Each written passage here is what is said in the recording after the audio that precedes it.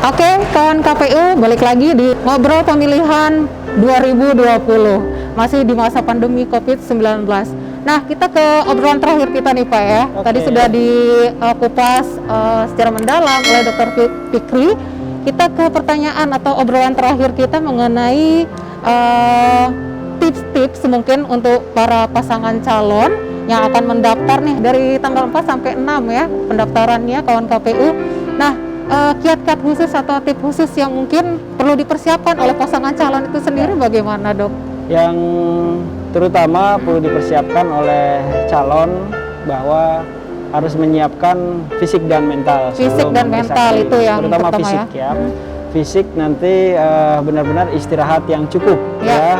Jadi istirahat yang cukup tentunya memainten diri sendiri di sini sebelum melakukan pemeriksaan, baik itu dengan konsumsi makanan yang bergizi tentunya, istirahat yang cukup, kemudian olahraga yang teratur pun memang harus dilakukan juga. Jadi kemudian khusus untuk calon perempuan, calon perempuan ini kita ada pemeriksaan yang namanya pap smear. Pap smear. Jadi pap smear ini juga sebagai prosedur yang kita laksanakan untuk pemeriksaan bagi calon perempuan. Nah, ini kita lakukan pemeriksaan ini perempuan juga tidak dalam keadaan haid juga di situ. Sekaligus nanti kalau memang ada calon perempuan yang mengalami haid, ya kita tindak dulu pemeriksaan pap smear-nya, khusus pap smear-nya. Nah, yang laki-laki pun kita juga ada satu prosedur pemeriksaan namanya PSA ya.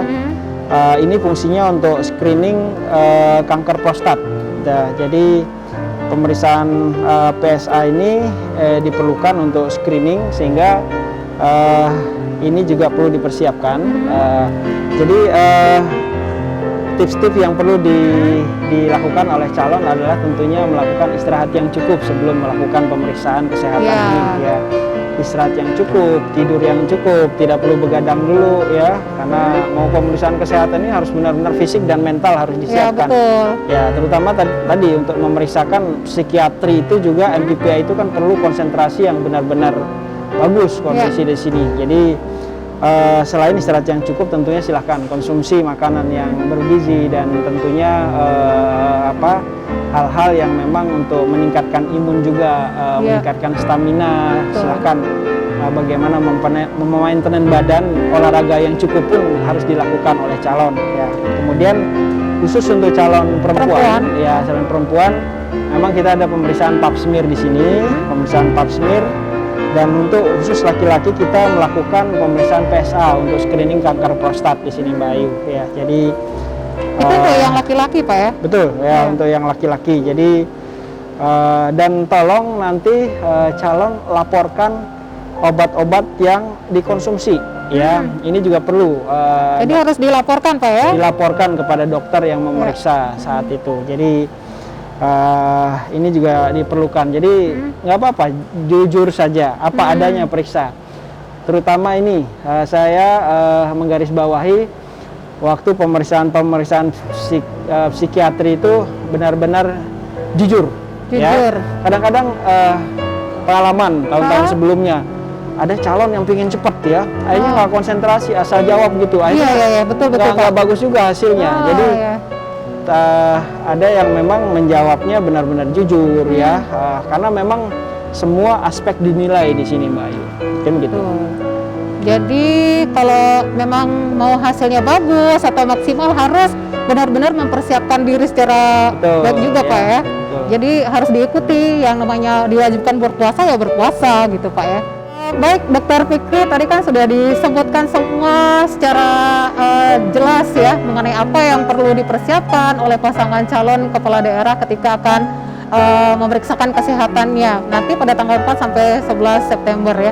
Kemudian selain tadi puasa Pak ya, yang diwajibkan berpuasa, kemudian menyiapkan fisik, rohani, ada mungkin yang biasanya di masyarakat tuh Pak, mungkin biasanya kalau kita pemeriksaan kesehatan tuh, yaudah deh cukup minum yang namanya air kelapa muda. Mungkin ini benar nggak sih Pak? Biasanya katanya biar jernih, biar bersih. Itu bagaimana dokter? Ya, jadi air kelapa muda sebenarnya memang ada kandungan elektrolit di situ ya. Jadi memang kalau konsumsi untuk silakan. Tetapi sehari sebelum pemeriksaan saya sarankan tetap hanya minum air putih saja. Air putih saja. Ya. Tapi kalau ya. mau sebelumnya minum air kelapa muda silakan. Oh, ya. silakan. Ya. Walaupun kelapa muda itu airnya putih juga ya. Oh, Mbak Ayu, saya lupa tadi. Jadi satu hal terkait yang pasangan perempuan tadi, pasangan perempuan sebelum memeriksakan diri sebaiknya tidak berhubungan selama 3 hari sebelum pemeriksaan. Itu. Nah, ini poinnya perlu ya. Poinnya itu ya. Karena ada pemeriksaan pap smear di situ. Karena tadi tentunya akan berpengaruh terhadap hasil pemeriksaan. Libur dulu 3 hari. Oh iya, libur dulu. Jadi selain tidak sedang menstruasi terkait dengan pemeriksaan pap smear ya, tidak boleh berhubungan juga untuk yang perempuan ini kalau ada pasangan calon yang perempuan ya. Kemudian yang terakhir ini Pak Dr. Fikri mengenai harapan Bapak dari pemeriksaan kesehatan ini sendiri bagaimana? Ya, jadi tentunya pemeriksaan kesehatan ini harapan kita calon-calon yang kita periksa tentunya sehat jasmani dan rohaninya sebagai calon pemimpin kita. Jadi ini adalah modal, modal bagi calon pemimpin kita untuk menjalankan aktivitasnya ke depan. Jadi harapan kita mudah-mudahan sehat-sehat semua. Amin. Ya, yang kita calon pemimpin kita. Iya. Baik Pak, terima kasih atas obrolannya pada pagi hari ini seputar pemilihan di 2020. Semoga alur-alurnya semuanya bisa terlaksana dengan baik. Amin. Dan pemeriksaan kesehatan dari tanggal 4 tentunya sampai 11 September. Tanggal efektif kita tanggal 6, 7, 8, 9 September. Dan insya Allah tanggal 10 pleno itu sudah kami lakukan di tim yang ada. Kemudian tanggal 11 hasil kami serahkan ke KPU. Nah itu dia. Baik, terima kasih kawan KPU. Semoga ini informasinya tentunya berguna untuk semuanya.